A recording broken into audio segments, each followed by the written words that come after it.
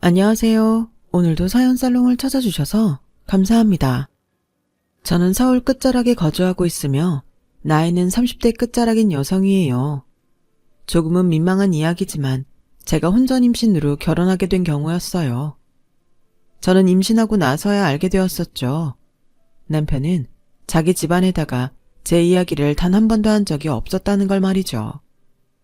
사귀면서 지방 여행 갔을 때 저희 친정집은 남편이랑 딱 한 번 들른 적이 있었고, 지방의 유명 식당에서 친정 부모님과 만나서 넷이 밥 먹은 적도 한 번 있었어요.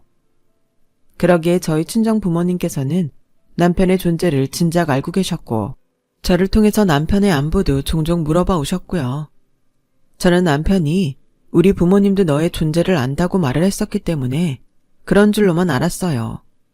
하지만 아니었죠. 남편이 왜 저에게 그런 거짓말을 해왔는지, 어째서 자기 집안에 저의 존재를 알리지 않았는지, 저는 시어머니의 반응을 통해 단번에 그 이유를 유추해낼 수 있었답니다. 제 임신 소식이 양가에 알려지고 나서 저는 시어머니와 따로 만나게 되었어요. 시어머니께서 저를 따로 만나고 싶다고 그러셔서 자리에 나갔던 거였고요. 얼마나 못 배워먹었으면 결혼하기도 전에 임신을 하고 난리니? 최종 학력이 고졸? 대학을 안 갔어? 여자도 대학 다 가는 세상이 된 지가 언젠데. 세상에나. 하나를 보면 열을 한다고? 그렇게 수준이 낮으니 행실을 이따위로 하며 살아왔겠지. 이런 머저리를 내가 며느리를 삼아야 한다니? 이거야말로 미치고 환장할 노릇이구나. 내가 전생에 무슨 죄를 지어서 이 꼴을 봐야 한다니? 그래서 시어머니께선 당신의 가슴을 치시면서 통탄하셨어요. 속상하다면서 눈물까지 글썽이셨고, 그 모습을 보자 저는 대역 죄인이 되어서 고개를 푹 숙이고 있었네요. 온갖 하소연을 늘어놓으시던 시어머니께서 이 발언을 하셨을 때는 깜짝 놀라서 고개를 번쩍 들고 말았지만요. 너, 그런데 뱃속에 들어섰다는 애가 우리 아들 씨는 맞니? 예? 그게 무슨 말씀이세요? 당연히 오빠애 맞아요. 제가 만나는 사람은 오빠 한 명뿐이니까요. 맹세할 수 있어? 가진 것은 쥐뿔도 없겠지만 네 가진 거 다 걸고서 맹세할 수 있느냔 말이야. 그때는 시어머니의 불효령이 왜 그렇게 무서웠을까요? 저는 울음을 꾹 참으면서 정신없이 고개를 끄덕였었죠. 시어머니께서는 아기가 태어나면 진실이 드러날 거라면서 재차 으름장을 놓으셨고, 저는 친자검사가 이뤄진데도 전혀 상관없고 그런 것에 있어선 정말 당당하다고 말씀을 드렸어요. 그러자 긴 한숨을 내쉬면서 손으로 머리를 부여잡으시더니 예식 날짜는 시댁이 편한 대로 잡겠다고 하셨죠. 먼저 자리를 뜨시면서도 계속 천박한 고졸년이? 이렇게 중얼거리셨고요. 시어머니께서 결혼을 금세 허락하실 수밖에 없었던 건 시아버지의 공로가 컸어요. 시아버지께서는 기함하시면서 집안의 장남인 남편을 크게 다그치긴 하셨으나 어쨌든 임신을 했으면 남녀가 응당 결혼하는 게 옳은 거라고 말씀하셨기 때문이죠. 결혼하고 나서도 저는 그 고졸이라는 굴레에 갇혀야만 했어요. 특히 시어머니로부터 말이죠. 그 나름의 이유가 시어머니께는 있으셨더군요. 옛날에 시댁이 시아버지 회사에서 제공된 사택에서 살았었대요. 바로 이 사택 단지에서 아내들끼리 친목 모임이 형성되게 되었는데 세월이 흘러도 그 모임은 명맥을 이어갔던 거예요. 그러면서 점차 자랑의 장으로 모임의 성격이 변해간 거죠. 나이 들어가시는 분들의 자랑거리는 더 이상 남편이 아니라 자식이었어요. 다들 자식 자랑에 여념이 없으셨고 시어머니께서도 인물 멀쩡하고 탄탄한 기업에 다니는 당신의 장남을 어디에든 자랑스럽게 꺼내놓으셨는데 웬 혼전 임신에다가 며느리 집안은 머나먼 지방이고 최종 학력이 고졸이라니 시어머니께선 도저히 면이 안 선다고 하셨다더군요. 너 때문에 내가 모임에 나가지를 못해. 나가지를. 이 첸장 맞을년. 내가 모임에서 유세 떠는 걸 얼마나 낙으로 삼아왔었는데 네가 다 망쳐놨구나. 원래부터 결혼하기로 말이 되어 있었고 그 과정에서 임신하게 된 거라고 내가 말을 지어내느라 얼마나 진땀 뺐는지 네가 내 입장이 되어본다면 내 앞에서 무릎 꿇고 빌었을 거다. 감히 죄송스러워서 내 얼굴 그렇게 빳빳이 고개 쳐들고서 못 봤을 거라고. 제 앞에서 침을 튀겨가시며 분노를 터뜨리시는데 제가 도저히 항변할 거리가 있어야 말이죠. 괜히 중간에 어설프게 대답하면 더 화를 내시는 분인 걸 이미 눈치를 깨우친 뒤였기에 그저 조용히 있었네요. 그때가 결혼하고 딱 일주일 되는 날이었어요. 시어머니께서는 뱃속에 아이가 외탁하지 말고 친탁하기를 기도하며 태교하라고 저에게 엄포를 놓으셨어요. 고졸인 저를 닮으면 돌이킬 수 없는 비극이 될 거라는 말씀과 함께 치를 떠셨죠. 네, 제가 시어머니 말씀대로 고졸도 많고 남편에 비해 여러 객관적인 조건이 뒤떨어졌던 사람인 건 맞습니다. 제가 왜 고졸인 것인지 사실 결혼 전에는 딱히 이것에 대해 생각을 해본 적이 없었다가 결혼하고 나서 곰곰이 생각을 해봤어요. 왜 나는 고졸인 것일까? 저희 친정속이가 필수로 들어가야 할 것 같네요. 친정아빠는 고등학교까지 나오신 후에 여러 일터를 전전하시다가 어느 건전지 회사에 입사하신 후로 오랫동안 근속을 하셨고요. 그렇게 처자식을 먹여 살리셨어요. 기본적으로 술자리를 너무너무 좋아하시는 분인데다가 역마살이라도 끼신 것처럼 자꾸 밖으로 놔두시는 기질이 강하셔서 솔직히 가정적인 분은 절대 아니셨고요. 친정엄마는 중학교까지 나오셨다가 연고시를 봐서 고등학교 졸업 자격을 따내셨어요. 외갓집이 그랬었대요.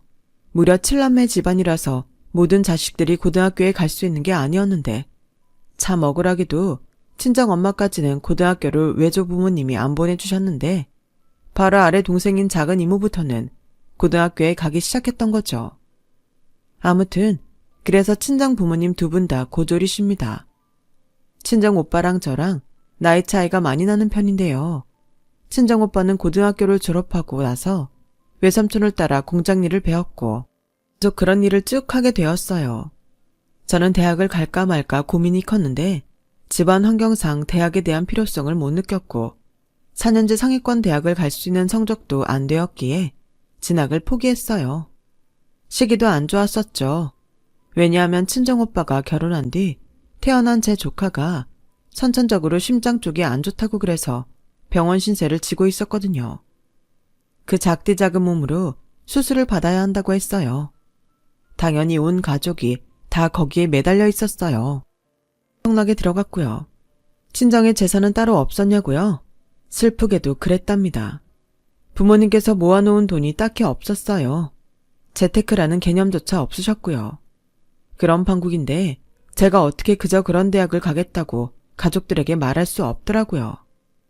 비록 고졸로 사회생활을 시작했지만 그에 따른 어려움을 딱히 느끼지 못해왔기에 결혼하고 나서 시어머니로부터 받게 된 온갖 구박이 더욱 힘들었던 것 같네요.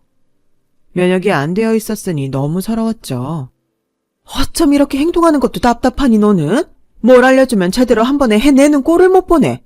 역시 대학 못 나와서 가방끈이 짧으니까 매사에 생각하는 것도 짧은 게지. 어느 날 시어머니께서는 제 머리통에 꿀밤을 3개 먹이시기도 했어요. 맞은 데가 아파서 서러워하고 있는 저에게 만일 제가 임신 중이 아니었다면 엉덩이 한 대 3개 걷어 차줬을 거라고도 하셨죠. 시어머니께서는 저에게 집안일을 새로이 알려주시겠다는 명목으로 저를 부려먹으셨는데요. 특히나 당신의 후출에 즉각 대답 안 하고 즉각 튀어오지 않으면 난리를 치시며 뒤집어 엎으셨어요. 저는 시어머니의 연락이 언제 올까 싶어서 두려워하며 휴대폰을 손에 놓지도 못하며 지냈었죠. 열심히 시어머니의 비위를 맞추며 지냈던 저는 제가 당연히 기우는 결혼을 했기 때문에 그렇게 행동하는 것이 맞다 라는 생각을 했었나 봅니다. 걸핏하면 시어머니께서 너는 나를 보면 미안하지도 않니? 이런 질문을 날리셨기 때문에 저는 더더욱 죄인된 기분으로 지내야 했고요. 너 같은 고졸 며느리한테서 내가 손주를 봐야 한다니 이 화를 참느라 내가 매일 참을 인자를 가슴속에 새기고 있다. 너는 항시 내 죄를 뉘우쳐야 돼. 알았니? 항상 그런 폭언을 듣다 보니까 저도 모르게 제 위치를 점점 더 낮추게 되었던 것 같아요. 그래도 어쨌거나 시어머니에게 잘 보이고 싶고 가까워지고 싶은 마음은 있었기에 제 딴에는 분위기 살펴가면서 나름 부침성 있게도 굴어봤었는데요. 어느 날 시어머니께서 저한테 이러셨어요. 예, 너는 그냥 아무 의견도 내지를 마. 네 머리로 뭔가 생각이란 걸 해서 판단을 내리지 말라고. 고졸 대가리 달고 있으면서 감히 나한테 의견을 내며 이래라 저래라 해? 한 번만 더 그러면 내가 너 가만 안 둘 거야? 저는 시어머니와 친해져 보려고 이런저런 말씀을 드렸던 것인데 그것마저 역효과가 나서 거부당하자 제가 무척 상심했었죠. 자존감이라는 게 바닥을 쳤어요. 너무 우울했고 세상에는 제 편이 아무도 존재하지 않는다는 생각만 하고 있었어요. 언제까지 시어머니께서 선사하시는 압박에 질식을 해야 할지, 출산을 하면 이런 상황이 달라질지, 그런 상념으로 심란해하고 있던 시기에 제가 모처럼 친정오빠와 통화를 하게 됐어요. 사실 그 전날에 친정엄마랑 제가 통화를 했었는데 워낙 감정 상태가 개판이었기 때문에 별로 대화가 안 좋게 끝났었어요. 그런데 새언니가 친정엄마를 뵈었다가 제 그런 얘기를 듣고 혹시 뭔 일 있나 싶었다는 거예요. 그래서 친정오빠더러 저한테 연락해보라고 새언니가 시켰다 하더군요. 시댁 식구들 앞에선 벙어리 죄인인 주제에 저는 괜히 친정오빠한테 짜증을 부렸습니다. 그랬더니 친정오빠가 시댁 사람들하고 어떻게 지내고 있느냐며 다 얘기해보라고 저를 설득하더군요. 머뭇대던 제가 제 스스로의 치부를 밝히는 것 같아서 망설여댄 끝에 그간에 있었던 일을 대부분 털어놨어요. 어차피 결혼했고 임신 상태이고 내가 이 상황을 벗어날 수 있는 능력이 있는 것도 아닌데 뭘 어쩌겠어. 그냥 사는 거지. 감상으로 말을 했었죠. 근데 친정오빠가 너랑 아기랑 살게 해줄 만큼의 능력은 있다고 하면서 무척 속상해하는 거예요. 심지어 통화를 같이 듣고 있었던 새언니도 옆에서 난리를 치는 소리가 들려오더니 저한테 이렇게 말해주었어요. 아가씨, 미리 따로 말 못한 건 정말 미안하게 생각하는데 사실은 내 친정 사정이 최근에 확 좋아지는 일이 있었어요. 형편이 펴서 앞으로는 돈 걱정 하나도 안 하고 살아도 되지 않을까 하는 생각까지 드는 와중이거든요. 아가씨, 내가 드리고 싶은 말은요. 여차하면 우리한테 의지하면 될 일이니까 기죽지 말고 당당해져도 된다는 거예요. 어쩐지 친정 부모님이 저 결혼하고 나서 저한테 하신 말씀이 친정오빠랑 새언니가 워낙 잘 챙겨주니까 저는 저 알아서만 살면 된다고 그러셨었거든요. 이유가 있었던 거였어요. 갑자기 알게 된 부분에 제가 조금 떨떠름해하고 있는데 제 침묵을 어떻게 받아들인 것인지 새언니가 조금 더 격양된 목소리로 말을 건네왔어요. 마음에 병나면 뱃속 아기한테도 안 좋아요. 뱃속에 품고 있는 지금도 애틋하겠지만 낳고 나면 더해요. 애 때문에 죽고 싶고 애 때문에 살고 싶거든요. 아가씨, 애를 위해서라도 당당해져요. 내지르고 싶으면 질러요. 뒷감당? 우리가 해줄게요. 눈물이 핑 돌더군요. 밖으로 놔두는 아빠. 맨날 힘들다는 타령만 습관적으로 해대던 엄마. 나이 차이 많이 나서 친하지 않았던 오빠. 접점이 별로 없어서 내심 어렵게 여겨졌던 새언니. 이게 제 친정인 줄로만 알았어요. 저는 저 혼자 알아서 잘 살아야 하는 내놓은 자식쯤인 줄 알았고요. 그런데 제 멋대로 제 처지를 판단했었나 봐요. 친정 식구들이 다 제 편이라는 생각을 하고 나니까 가슴이 벅차올랐죠. 다들 저를 이렇게 위해주고 있었는데 저는 그것도 모르고 너무 바보같이 지냈던 것 같아요. 제 자신이 너무 초라하고 보잘것 없어서 지금 미쳐버릴 것만 같아요. 아가씨, 자기 자신이 못난 것 같다고 자책하면 안 돼요. 그거 임신 중이라 호르몬 영향일 거거든요. 어쩔 수 없는 부분인데 자기 비하를 하면 어떡해요. 새언니의 말에 제 머릿속에서 전구가 켜지는 기분이 들었어요. 아, 어쩐지 감정 기복이 심하고 입맛도 희한해지고 그랬었는데 그것들이 제가 나약한 사람이라서가 아니라 임신 영향일 수도 있다고 생각하니까 왠지 기운이 나더라고요. 그날 새언니랑 통화하면서 저는 울고 웃고 그랬네요. 자고 일어난 그 다음 날부터 왠지 저는 제가 달라졌다는 느낌을 받았어요. 마음 한가운데 뭐가 무서워? 이런 생각이 자리 잡힌 후였죠. 그래서 이제 시어머니께서 저 곤란한 타이밍에 전화를 주시면 당연한 말씀을 드릴 수 있게 됐죠. 아, 어머님, 제가 잠시 후에 다시 전화 드릴게요. 지금 뭘 하고 있어서요. 이렇게 말이에요. 이 당연한 걸 입대기 힘들어서 가뜩이나 구박받는 처지인데 더 미움받을까봐 전전긍긍하며 하지 못했던 제 자신이 우습더군요. 당당히 할 말을 하기 시작했어요. 시어머니께서도 저를 보며 한껏 표정을 구기시고 눈을 흘기셔도 이제는 흠칫하지 않고 그러려니 넘겼습니다. 남편한테도 굳이 저 자세로 우물쭈물하며 굴지 않았어요. 제가 어떤 사람인지 아는 것을 파고들지 않고 딱 나는 남편의 아내, 아이 가진 임산부 이런 객관적인 사실만 바라봤더니 행동하는 것도 자연히 달라지게 되더라고요. 그 기저에는 저에게는 언제든지 달려갈 수 있는 곳이 있으며 제 편인 사람들이 존재한다는 것을 분명하게 안다는 것에서 비롯된 안정감이 깔려 있었어요. 제 처지를 다 알고 이해하는 식구가 있다 생각하니까 어찌나 든든하던지요. 시어머니께서 신경질적으로 말투를 내셔도 쫄지 않고 의연하게 받아들이는 제 스스로에게 놀랐네요. 인터넷 검색해서 속 시원한 시댁일화 이런 거 보면서 대리 만족도 했고 머릿속으로만 생각하는 걸 입 밖으로 꺼내는 연습도 혼자 했네요. 타고난 사람들은 연습 없이도 잘하겠지만 저처럼 기본적으로 소심하고 내성적이고 감정적이고 말빨 부족하고 이런 사람은 연습이 필요했어요. 그러던 어느 날 시댁에서 시어머니와 둘이 반찬을 여러 개 한꺼번에 만들었던 때였는데요. 시어머니께서 저를 못마땅하게 자꾸만 흘겨보시는 거예요. 저는 이미 그런 시선을 아무렇지 않게 넘기는 경지에까지는 올라 있었기 때문에 무시를 했죠. 그랬더니 결국 시어머니께서 먼저 공격을 시작하셨어요. 이제 네 배가 많이 불러온 것 보니까 내 걱정도 함께 커지는구나. 우리 손자가 자기 엄마를 안 닮고 아빠 쪽을 닮아야만 할 텐데 그간에 내 기도가 잘 통했을지. 왜요, 어머님? 다른 건 몰라도 솔직히 제가 오빠에 비해서 얼굴 생김새는 좀 더 낫지 않나요? 그동안 발표도 죽은 듯이 가만히 있었던 지렁이가 꿈틀거리는 현상에 시어머니께선 어이가 없어 하셨어요. 헛웃음을 지으시더니 싱크대에 젓가락을 확 집어 던지시며 말씀하셨죠. 너 돌았니? 우리 아들 인물이 헐났구만. 네가 더 낫기 뭐가 더 나아? 오빠는 아기가 제 얼굴 닮았으면 좋겠다고 하던데 어머님의 바람이 이뤄질지 오빠의 바람이 이뤄질지 궁금하네요. 그러자 시어머니께선 이제는 이게 미쳤나? 하는 눈으로 저를 쏘아보셨어요. 저는 안몰래 심호흡을 했어요. 오늘 그간 연습해온 말빨 신공을 발휘할 작정이었죠. 어머님, 저는 어머님의 며느리예요. 누가 모르니?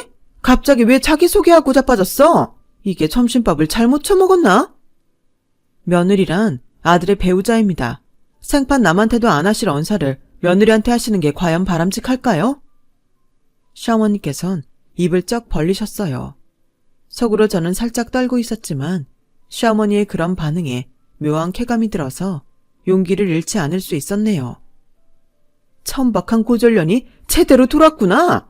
너 오늘 이렇게 맹랑한 이유가 뭐야? 해보자는 거니? 천박한 고졸년이라뇨. 세상에 고졸이 얼마나 많은데요. 그리고 제가 왜 천박한가요? 왜긴 왜야? 결혼하기도 전에 함부로 몸을 굴려서 임신이나 한 년이 어떻게 천박하지 않을 수가 있겠어? 어머님께서 오빠를 무조건적으로 아끼고 사랑하시는 줄로만 알았어요. 모든 걸 포용하실 줄로만 생각했는데 아니셨군요. 오빠를 천박한 놈이라고 보시다니 조금 놀랐습니다. 우리 아들이 왜 천박한 놈이야? 네가 감히 우리 아들을 그따위로 표현해? 네? 그치만 결혼도 안 한 상태에서 여자를 임신시킨 남자니까 대략 천박한 놈이란 표현이 맞지 않을까요? 제가 천박한 년이니까 오빠는 천박한 놈이 되는 거죠. 시어머니께선 잠시 말문이 막히신 상태로 멍하게 저를 쳐다보시기만 했어요. 마른 침을 느리게 삼키는 모습에 저는 제가 승기를 잡았다는 걸 느낄 수 있었죠. 건방지게 굴긴 너 애기 낳고 나서 어디 두고 보자. 네? 뭘 두고 봐요? 어떻게 두고 보실 거예요? 어머님, 정말 죄송한데 제가 고졸이라 말귀를 잘 못 알아먹나 봐요. 그러니까 알려주세요. 저는 맹랑한 표정으로 반문을 드렸고 시어머니께선 손으로 당신의 가슴을 퍽퍽 두드리셨어요. 이런 필어먹을 막 떼어먹은 집구석에서 자라나서 네가 이 모양 이 꼴이구나. 믿을 구석 하나도 없는 주제에 우리 집안 씨를 가진 것 하나로 유세를 떨기 시작해. 네, 어머님. 저도 집구석이라는 게 있어요. 가족이 있다고요. 저도 저희 집구석에서는 귀한 딸이고요. 귀한 여동생이고요. 귀한 시누이예요. 어머님께서는 어머님 태어날 손주가 안 귀하세요? 이게 갑자기 뭔 소리를 짓거리는 거야? 당연히 내 손자는 귀하지. 우리 집안 핏줄인데. 그러시다면 귀한 핏줄 품고 있는 몸인 저한테 너무 그러지 마세요. 어머님, 저는 태어날 제 아기가 자기 할머니랑 친밀하게 지내길 바래요. 응당 친밀하게 지낼 텐데 뭔 사서 그런 걱정을 하고 있니 너는? 친밀하게 지낼 수 있을지 없을지 그게 제 마음에 달렸기 때문이 아닐까요? 부디 제 아이를 할머니랑 친한 아이로 키울 수 있도록 많이 도와주세요. 뭐야? 니까짓게 나랑 손자를 갈라놓으려고 벌써부터 술을 쓰기 시작해? 우리 아들한테 다 말할 거다. 우리 효자가 너를 가만 안 둘 거야. 각오해. 너 금세 나한테 무릎 꿇고 사과하게 될 테니까. 네? 어머님, 저를 무릎 꿇리시라고요? 임신한 저를요? 저는 울상을 지으며 손으로 배를 어루만졌어요. 그러자 시어머니께서는 손으로 뒷목을 잡으시며 비틀거리셨죠. 어떤 공격을 퍼부으셔도 제가 그걸 무효로 만들어버리자 그날 시어머니께선 완전 진이 빠지셨어요. 저는 유유히 반찬을 챙겨서 시댁을 빠져나왔고 제가 행한 것을 곱씹어보면서 얼떨떨해했네요. 상상 속에서는 제가 시어머니의 입을 다물게 만들면 속이 엄청 시원할 줄 알았는데 막상 현실이 되니까 그렇지는 않았고 조금 실감이 안 났던 것 같아요. 오히려 남편 앞에서 조용히 할 말을 하고 났을 때가 개운했어요. 제가 남편한테 이혼하는 거 어떻게 생각하냐고 물었거든요. 남편은 엄청 당황하면서 펄쩍 뛰었고 친정 오빠가 남편이랑 통화하고 싶다 그랬었기에 남편 의견 물어봐서 둘이 통화하도록 해줬어요. 한참 베란다에 나가서 전화를 하더니 남편이 저한테 사과를 했어요. 미안하다. 내가 먼저 결혼하자고 그랬으니 이후 상황을 책임지는 게 맞았는데 너를 방치했어. 솔직하게 말을 하길래 저도 응수해 주었죠. 오빠, 내가 부끄러워? 나랑 결혼해서 불행해? 더 잘난 여자랑 결혼할 수 있었는데 아니어서 아쉬워? 가감 없이 털어놔줬으면 좋겠어. 절대 아니야. 그런 생각이 들 거였으면 너랑 진작 헤어졌을 거고 연애 계속 안 했을 거야. 너랑 만날 때 집에서 선보라고 한 것도 생각 없단 핑계 대면서 다 쳐냈었어. 무엇보다 내 아이 임신한 여자를 두고 그런 생각할 만큼 나 최악인 남자 아니야.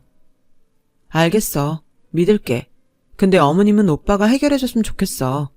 나에겐 시어머니지만 오빠한테는 친어머니잖아. 모자간에 대화 나눠서 잘 해결해줘.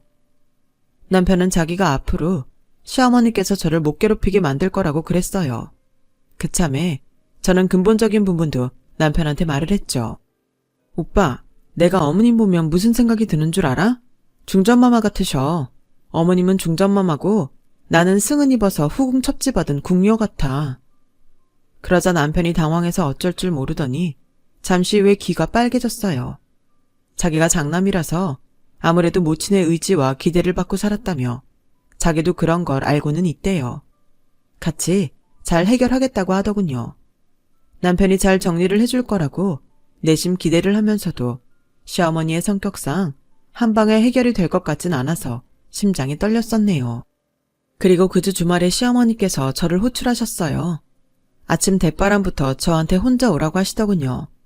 그래서 고민하다가 혼자 가봤어요. 시어머니께선 저를 보자마자 난리를 치셨습니다. 제가 당신과 당신 아들 사이를 이간질했다면서 불같이 화를 내셨죠. 시어머니께서 목에 핏대를 세우시며 저에게 분노를 터뜨리시던 와중에 안방에서 시아버지께서 나오셨어요. 주말 이른 시각이라서 계셨던 거예요. 어허, 이 무슨 소란이야. 이 옆엔 내가 노망이 났나. 집안 시끄럽게 만들지 마. 교양머리 없어 보이니까. 시아버지께선 뒷짐을 지신 채로 다가오셔선 시어머니를 다그치셨어요. 그러자 시어머니께서 바로 거품을 무셨죠. 당신이 이 모양이니까 내가 이 날이 때까지 우리 장남 의지에서 산 거요. 그걸 도화선으로 시부모님께선 갑자기 격렬한 말다툼을 시작하셨어요. 시어머니께선 며느리 잘못 들여서 이게 다 무슨 낭패냐며 짜증도 내셨죠. 저는 눈치만 보다가 시댁을 빠져나왔는데 시어머니께서 저를 순순히 보내주셨어요. 조용한 며칠이 흘렀는데 그 다음 주말이 됐을 때 친정엄마가 새언니와 함께 올라왔어요. 친오빠랑 새언니가 제 이야기를 친정 부모님께 열심히 퍼나는 결과물이었죠. 친정엄마, 새언니, 시어머니, 저 이렇게 여자 넷이서 카페에 모였고요. 친정엄마의 부름에 나오신 시어머니께서는 하나도 캥길 게 없단 기색으로 턱을 쳐들고 계셨답니다. 친정엄마는 차분하게 말씀하셨죠. 저희 딸을 그렇게나 구박하셨다고요? 갑자기 딸의 일에 왜 이렇게 신경을 쓰세요? 이렇게 적극적인 분이 아니었던 걸로 제가 기억을 하는데. 첫 단추를 잘못 끼운 결혼이었습니다. 제 딸, 제가 데려가야겠어요. 생각지도 못한 친정엄마의 폭탄 발언에 제가 깜짝 놀랐는데 새언니가 저를 향해 눈짓했어요. 가만히 있으라는 표시였죠. 이혼이라도 시키시겠다고요? 지금 그 말씀하시는 거예요? 제 딸이고요. 태어날 손자도 제 손자입니다. 애가 엄마를 따라오는 건 당연하니까요. 저희가 잘 키울게요. 어머나, 말도 안 되는 소리를? 제 손자입니다. 제 손자요. 정 사부인께서 그러시다면 손자를 제가 양보해드릴 수야 있지만 그럼 사부인께서는 장남을 그냥 이혼남이 아니라 애 딸린 이혼남으로 두시게 되는데 괜찮으시겠어요? 친정엄마께서 부드럽게 하신 말씀의 내용에 시어머니께서 무척이나 혼란스러워하셨죠. 그때 저랑 눈이 마주쳤는데 그러자 갑자기 시어머니께선 이렇게 말씀하셨어요. 네가 무슨 말 좀 해봐라. 우리 이제 잘 지내기로 한 거 아니었니? 응? 네? 그랬었나요? 저는 어머님께 그러자는 말씀 못 들었는데. 저는 의도치 않게 정말 엉겹결에 그렇게 대답함으로써 시어머니의 속을 제대로 뒤집어놨죠. 시어머니께선 테이블 위로 올려둔 주먹을 부들부들 떠시더니 이윽고 저에게 사과하셨어요. 그간 내가 너한테 심한 부분이 있었다. 그래, 내가 미안하구나. 드디어 제가 그 미안하다는 단어를 시어머니의 입을 통해 듣게 되는 순간이었네요. 저는 새언니 쪽을 눈짓했고 새언니는 아직 속이 덜 시원하단 표정이었으나 제 눈빛을 읽은 건지 친정엄마께 이제 일어나자면서 말을 해주더라고요. 시어머니께선 앞으로 저랑 문제없이 잘 지내보겠다고 친정엄마 앞에서 약속을 하셨고요. 그렇게 말씀을 하시니 오늘은 우선 물러날게요. 원래는 오늘 딸이랑 같이 내려가려고 했는데 양보해드린 거예요. 친정엄마의 발언에 시어머니께서는 헛기침만 하셨죠. 그리고 잠시 후에 카페 주차장에서 굉장히 떨떠름해 하셨어요. 친정엄마와 새언니가 타고 온 차를 보신 후였죠. 렌트를 하셨나? 차를 좋은 걸 끌고 오셨네? 이건 세컨카예요. 더 좋은 건 두고 왔는데 다음에 기회 되면 보여드릴게요. 새언니가 불쑥 대답하자 시어머니께선 어버버 하시며 아무 말씀도 못 하셨네요. 저희 친정을 그토록 무시하셨던 분이었으니 당혹스러울 만도 하셨겠죠. 저는 그날 저녁 시어머니랑 따로 대화를 나누었어요. 어머님, 저 마음에 안 드시죠? 왜? 뭔 꼬투리를 또 잡으려고 시동 거니? 그거 아세요? 저도 어머님이 마음에 안 들어요. 제가 조심스레 말씀드리자 시어머니께선 발끈하셨죠. 저보고 미쳤냐면서 니까짓게 뭔데 그런 말을 하냐며 눈을 부라리셨고요. 저도 마음이란 게 있는 사람이니까 당연히 마음에 들고 안 들고 여부가 존재하는걸요. 저는 어머님의 마음에 들고 싶은 욕심이 있었어요. 그런데 이제 내려놨고요. 헐씨고 대놓고 나를 업신여기겠다 선언을 하는구만. 그리고 지금은 제 자신이 어머님을 마음에 들어하는 사람이 되길 바라고 있어요. 제 마음이 그렇게 되길 바라네요. 그 순간 저는 한 줌의 가식도 부리지 않고 말씀드렸어요. 온통 진심만 담겨 있었기 때문일까요? 시어머니께선 제가 처음 보는 오묘한 눈빛을 하시며 저를 쳐다보셨죠. 제가 어머님보다 배움도 짧고 살아온 인생도 짧지만 이거 하나는 자신에게 말씀드릴 수 있어요. 모든 건 마음먹기에 달렸다라는 거, 그거 진짜 맞는 말이더라고요. 저 먼저 들어가 보겠습니다. 쉬세요, 어머님. 저는 꾸벅 인사를 드리고 돌아섰는데 시어머니께서 작게 한숨을 내쉰 소리를 들은 것도 같았어요. 그 후로 뭐랄까, 시어머니와 좀 어색하게 지냈어요. 그리고 몇 주 후에 제가 출산을 했죠. 생각해둔 아이 이름이 따로 있었는데 시아버지께서 고집을 피우셔서 그 이름으로 해버렸네요. 그런데 지금 보니까 그러길 잘했다는 생각이 들고 있어요. 저희 부부가 생각했던 이름은 너무 유행을 타는 흔한 이름이었는데 시아버지께서 지어주신 아이 이름은 발음도 멋있고 뜻도 멋있거든요. 눈에 넣어도 아프지 않을 아이를 키우면서 바삐 지냈고요. 아이를 낳고 나니까 희한하게 친정엄마 생각이 많이 나더라고요. 그래서 심적으로 전보다 가까워졌어요. 시어머니와는 자연스럽게 아이라는 공통점으로 왕래를 하게 되었고 그 이전과는 다른 고부관계가 형성되기 시작했어요. 시간이 흘러 돌잔치 때였는데요. 시어머니의 그 모임분들도 전원 참석하셨어요.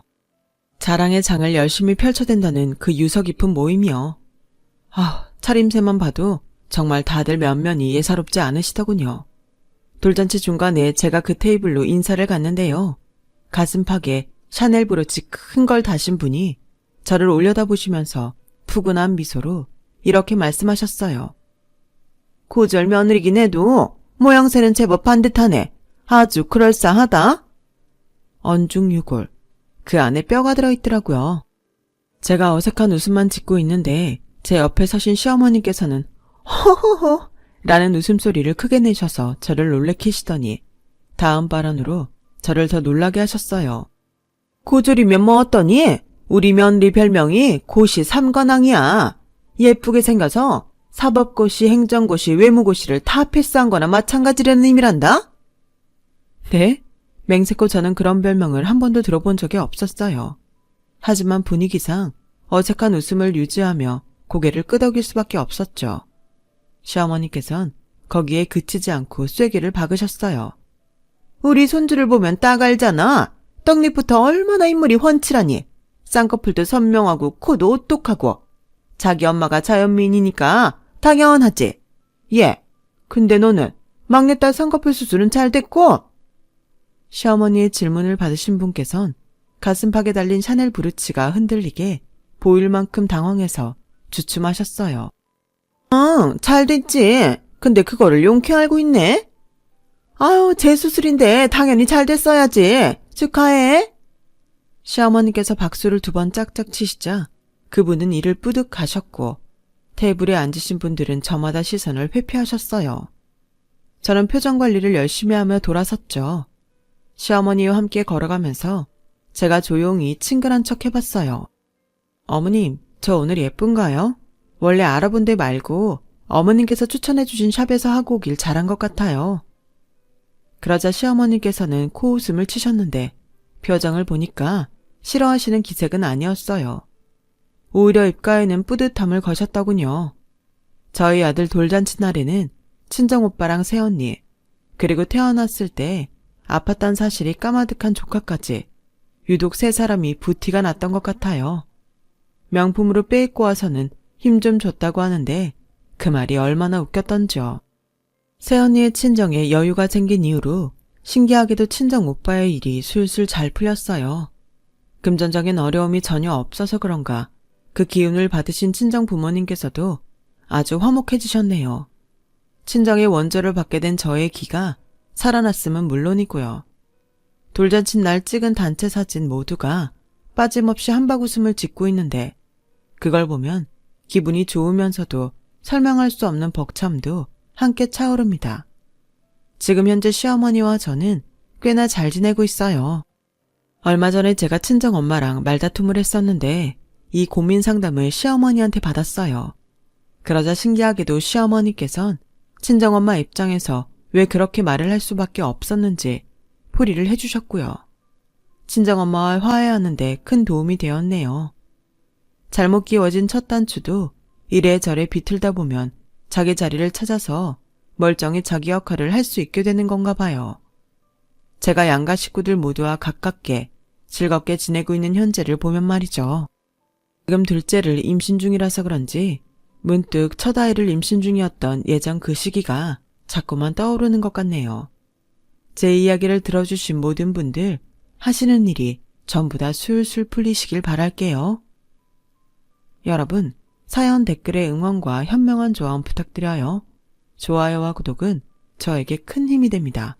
오늘도 좋은 일 가득하세요.